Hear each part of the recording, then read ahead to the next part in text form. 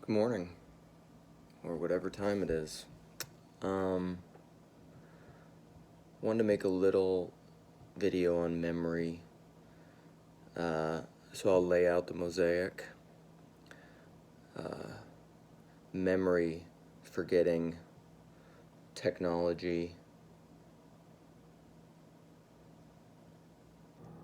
writing, Socrates' Lament of the written word, dialogos, long-form conversations, God and mammon, thinking, memory is the purveyor of reason, Samuel Johnson, embodiment, de-spirited breath. Okay, so that's some of the pieces of the larger thing that I'm working with in the unconscious. So Paul made a video yesterday on naming is framing, which is a little riff that he came up with, which is an idea that I've thought a lot about with, I actually am needing, this is a reminder, I'm needing to have a conversation with Chezi about this. Because Adam naming the animals and naming in Jewish thought is a huge thing, and naming being framing, and it's connected to Barfield's different levels of perception, and it's related to the fullness of personal knowing too. So the broad idea though that I wanted to cover this morning, I was listening to Jonathan Demere's conversation with Chris from Waves of Obsession, who got the major treatment in Paul's naming is framing video. So I'll put their channels in this video, but Chris's main video about the little corner is really great and encouraging everyone to come out of their lurkerdom. But then he's talking to Jonathan, and they touch on this idea, which is something that I've thought a lot about, and it's connected to a lot of my major passions and ideas and evolution of consciousness stuff, is technological babble, all the things. It's all connected, and that's kind of when I talk about everything, I'm talking about, when I talk about anything, I'm talking about everything. So I think what's happening right now is I do think we're in a major shift. Call it whatever you want, Age of Aquarius. But I think we're in a Gutenberg 2.0, essentially, where writing and books was this slow evolution, but something changed when we started to have the ability to write things down. Writing things down used to be really hard, you know. The book Loris talks about this really well, actually, in a narrative form, in a story form. But you know, whether you're engraving something in stone, or whether you're writing something on papyrus, or some sort of animal skin, or birch bark, or whatever, the ability to have books, and then to have books that you can buy, you know, binding books together and then being able to print them really easily without scribes just took a long time. But then with the printing press, that really changed the way that we process information. But very in line with McLuhan and the medium is the message. McLuhan just talked about this a ton. It's more with modern tech and radios and TVs and whatever. Part of my thing, Nick B., back in the day, who's not, I mean, he was huge in this little corner early on. He had the most conversations with Paul for a long time. Paul probably has a playlist with Nick B., but he's kind of a cult specialist. He's been in a lot of cults. But he challenged me once. We had some conversations, but the main challenge that I remember, though, was in this YouTube comment. Because I can be kind of Luddite, and I can have those tendencies. I can be fearful of the, strangely, because I'm kind of I love the chaos, but, and that's kind of how my mind works, but the chaos of technology is destabilizing. But he said, you know, one thing about, how did he frame it? He said one thing about the craziness of the internet, in the idea of it being a free market or a really egalitarian thing where anyone can comment and say things. What happens is, like, it's a new wine for new wineskins. You could almost think of the technology that way. I don't know. I've been thinking about that a lot lately. New wines and new wineskins, and I should find. Man, how would I ever? What comment? What video was that in? It'd be hard to find that comment, but he was essentially saying, he was talking about the ocean and how it's a great equalizer, because what the ocean does is it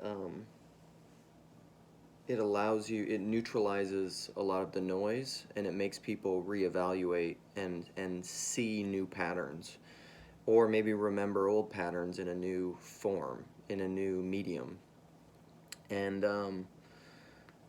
And I think that's what's happening right now, essentially, with the internet, with YouTube, with long-form conversations. I think it's a big part of what this little corner is about. Jordan Peterson, Joe Rogan, Paul, all this is happening through YouTube, through videos, which I would say is a little bit of a, technology has circled back around in like a spiral dynamic way, where the technology, I think, in a lot of ways, like Socrates was saying, it made us forget. Like, it affected our memory, because that's what you're doing. You're outsourcing your memory to a technology, to writing, and then you can go back to it, yeah, as long as the writing is still there. But it damaged our memory. We're out of practice. People used to have, do memory castles where they could remember all these things. People could, like, memorize the entire Bible. People memorized all sorts of poetry. People talk about phone numbers, right? How many phone numbers do you know now? Well, none, or very few, because you don't have to. So that organ has atrophied. You can't remember things anymore. But there's something weird about the medium of, I don't know exactly how it's relating to memory, but there's something about this, talking out loud, speaking. I talk a lot about how the written word is de-spirited breath. There's something about the technology of writing that remove the spirit. You stopped being able to see patterns and saving the appearances. Okay, here's one other piece I want to make. I need to remember the main points of this video. Writing led to a one-to-one correspondence of language, of assuming that language has a one-to-one correspondence instead of a many-to-many correspondence, to riff on Ted's lecture from the Poetry Convivium at the Arkansas Conference. And so this belief that we have a definitional understanding of words, or conflating an understanding to a definition, is false, because you're thinking that's a one-to-one correspondence. But the problem with words is that they are there's an infinite, you can go into a word infinitely. It's akin to Notes from the Tilt-a-Whirl, when N.D. Wilson is talking about, like, what is matter, and he's at the gas station with his truck. Should I remember to put that? I need to write down my own notes of things to remind myself. From one-to-one correspondence,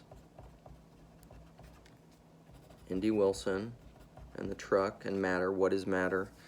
But words are the same thing. Like, you don't know, you do and do not know what a word is, because everything is the Tao, the identity of identity and non-identity. You cannot know a thing without understanding its opposite. That's the framing of anything. Otherwise, you have a monad, and a word is not a monad. A word is a mosaic. Everything is a mosaic, full of multiplicity. Some have a lot less clear and easily articulable multiplicity, and others don't. But a naming is that. A naming is the unity of the multiplicity, that allows you to see it. And then all of a sudden, boom, it's an epiphany. It's the frame that you, boom, see the mosaic. All of a sudden, your eyes light up and you see the larger image. But everything is that way. But a lot of times with naming, because of the technology of writing, we've forgotten that words are a mosaic, that language is a mosaic, that there's a many-to-many correspondence, that words are you know, multivalent, polysemous. There's many understandings you could have of words, and that's what allows everyone to have their own. That's why what you see and hear depends a lot on where you're standing and the kind of person you are, because, and that's why everything is relative, but it's not arbitrary. It doesn't mean it's disconnected from everyone else and from history, but it is relative. That's what it means to have a many-to-many correspondence. But with wise guy,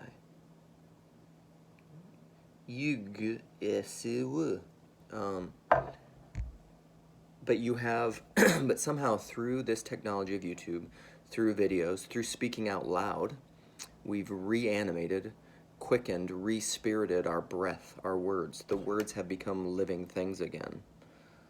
And meaning, and because all meaning is personal, we are working our way out of the meaning crisis, because the technology of writing and the ubiquity of writing and equating in this one-to-one correspondence, that technology has deadened the word. You could say it's killed the spirit, quenched the spirit. It's killed logos a little bit. I mean, I'm at least that's what I'm thinking. And so these conversations, though, are quickening us. And I would say this is where the coming out of lurkerdom thing is important, and it's a good thing, is because participating in these conversations, because participatory knowing, or even like any, you can't play the game if you're on the sidelines. You can't be a basketball player if you're never on the court. You can't be in physical shape if you never do push-ups. You have to, so in order to think and participate in this new emerging spirit, this new wineskin, you have to do it. So I don't know. Am I going to remember? I should listen back to this and try to remember all the things I referenced. I'm going to stop there. So, yeah. The main idea is the movement in technology from writing, the written word, and the one-to-one correspondence to the many-to-many correspondence with video conversations, dialogos, good faith, agape, agapeing other people's perspectives into existence, because that's the thing, is nobody's completely telling the truth or completely lying. It's always both.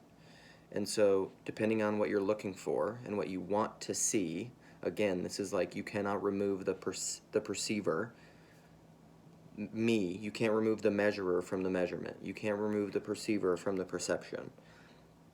This is why I say all perception is personal. All meaning is personal, because it requires you. You can't. That's why the objectivist frame is ultimately realistic and nihilistic and solipsistic, although they think the other way around, which is wrong. One-to-one correspondence, many-to-many correspondence, video, conversations, but even processing this way is different than writing. I don't know. So I guess this is what I want to end with, is if anyone has any opinions on, I don't know, because I'm trying to think about myself going forward. I've thought, like, well, maybe I should write more, and maybe I should. Maybe I could write a book. Maybe I need to journal. Maybe I need to do some of that. Some of that is okay, and it's good. It's processing. But I think maybe this is the new writing. Doing this. Making videos. Having conversations. Talking to people. Maybe this is the new thing. And then, like, I feel bad because I'm like, I should be writing, but maybe that's old wineskins. Okay, I'm going to really cut it off there. Thanks for listening.